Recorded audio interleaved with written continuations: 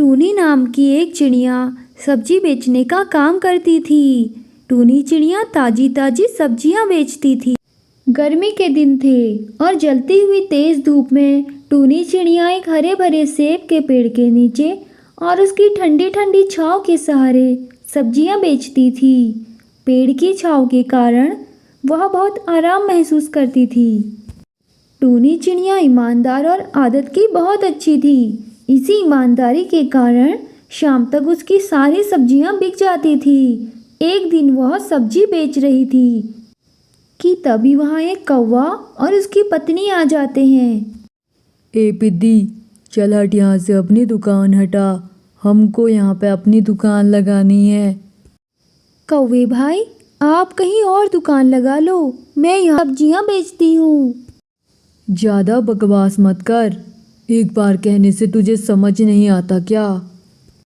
देखिए भाई, मैं यहाँ से अपनी दुकान नहीं हटाऊंगी। मैं यहाँ पर इस पेड़ की वजह से सब्जी बेचती हूँ, क्योंकि यह पेड़ मुझे धूप और बारिश से बचाता है।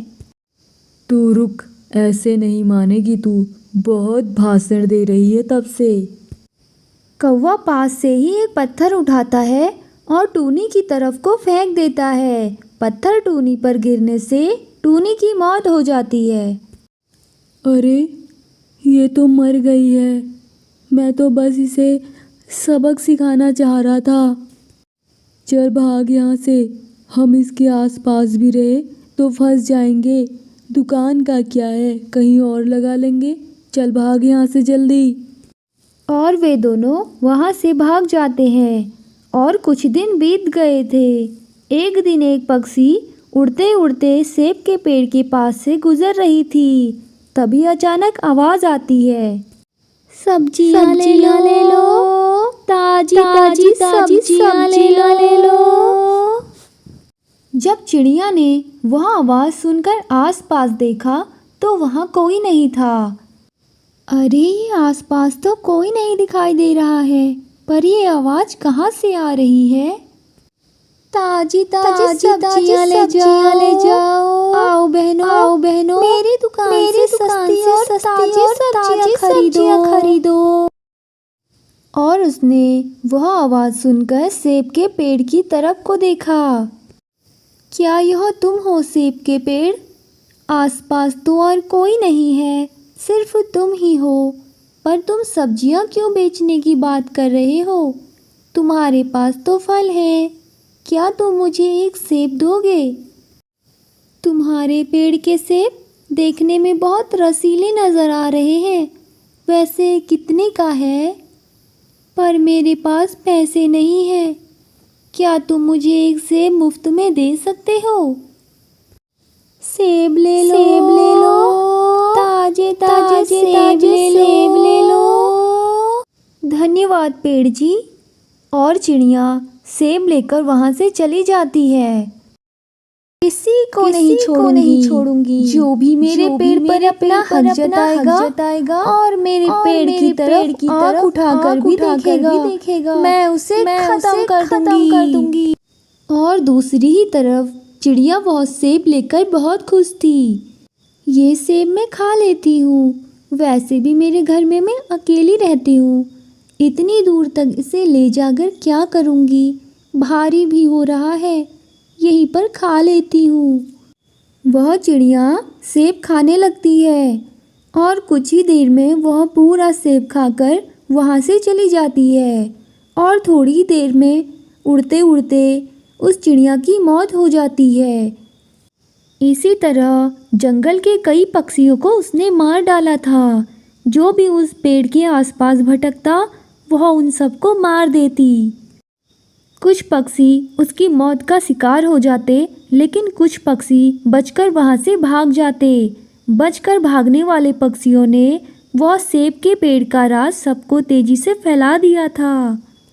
यह राज जानने के बाद सारे पक्षी चौकन्ने हो गए थे और इस मुसीबत का हल निकालने के लिए डर को अपने मन में लिए जैसे तैसे उस सेब के पेड़ के पास जाते हैं।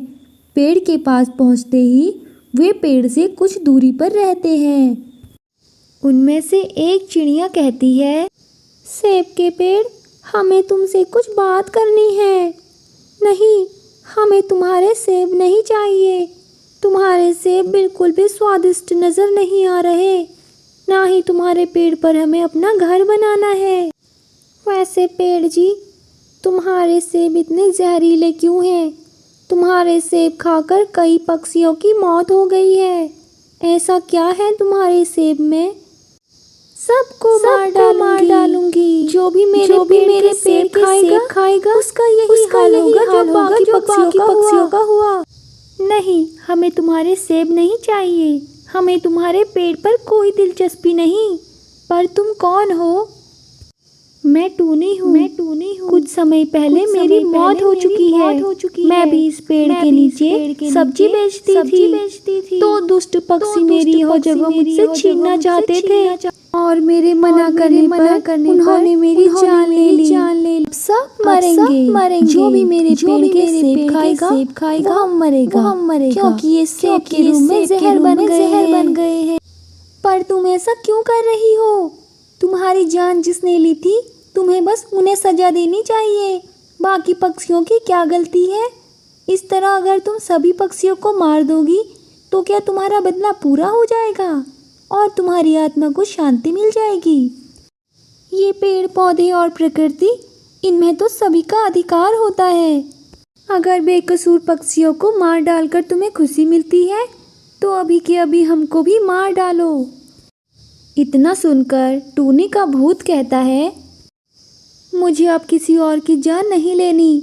मैंने बहुत से बेकसूर पक्षियों की जान ली है और तुम बिल्कुल सही कह रहे हो। मुझे अपनी गलती का पश्चाताप हो गया है। मैं इस पेड़ को छोड़कर जा रही हूँ और इन सारे सेबों में जो जहर है मैं उसे नष्ट करती हूँ। टूनी तुरंत ही सारे सेबों का जहर खत्म कर देती है और अपनी गलती का पश्चाताप के साथ वहाँ से चली जाती है। सारे पक्षी यह सब देखकर बहुत खुश थे क्योंकि उनका डर और समस्या दूर हो गई थी।